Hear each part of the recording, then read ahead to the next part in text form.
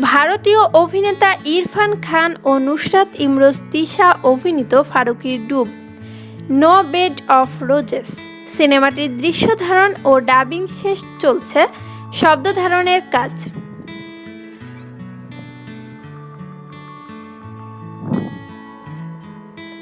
ভারতীয় অভিনেতা ইরফান খান ও নুসরাত ইমরোজ তিশা অভিনীত ফারুকীর ডুব, নো বেড অফ রোজেস সিনেমাটি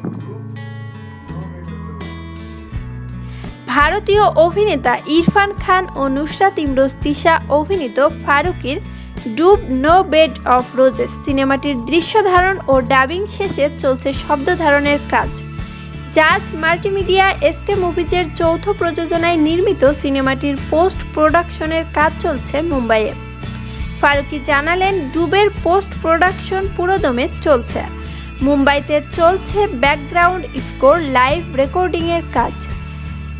যন্ত্রীরা তাদের সব আবেগ ঠেলে রিহার্সাল করছেন। সিনেমার গল্প নিয়ে এর আগে টু শব্দটিও করেননি ফারুক, মুক্তি নিয়েও জানাননি কিছু। এবার বললেন, এই শীতে আমরা রোদ পোহাবো এক আবেগী গল্পে।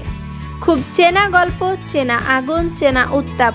অনেক দিন, অনেক বছর আমাদের সিনেমায় পরিবারের গল্প দেখি না। খাটের ভাঙ্গা পায়ার মতো আলগেছো ভেঙে যাওয়া মনের গল্প দেখি না।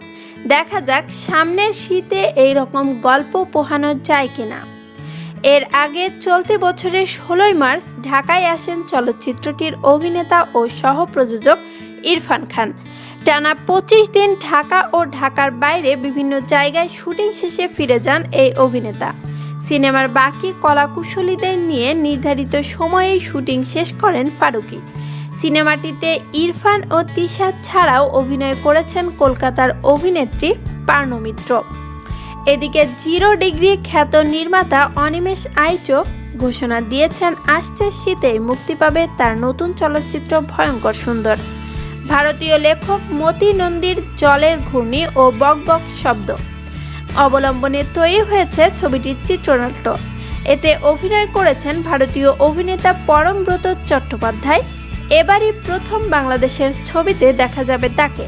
পরমব্রতর বিপরীতে এই সিনেমার মাধ্যমে বড় পর্দায় অভিষেক ঘটবে ছোট পর্দার অভিনেত্রী ভাবনার। সম্প্রতি শেষ হয়েছে সিনেমাটির নির্মাণ কাজ, শিগগিরই যাচ্ছে সেন্সর বোর্ড। অনিমেষ জানিয়েছেন, আসছে জানুয়ারি-ফেব্রুয়ারিতেই চলচ্চিত্রটি মুক্তি দেওয়ার পরিকল্পনা করেছেন তিনি। চলছে প্রচারণার প্রস্তুতি। এতে পরম, ভাবনা ছাড়াও আরও অভিনয় করেছেন সৈয়দ হাসান ইমাম, ফারহানা মিঠু, দিহান, অ্যালেন শুভ্র, ফারুক আহমেদ, লুৎফর রহমান জর্জ প্রমুখ।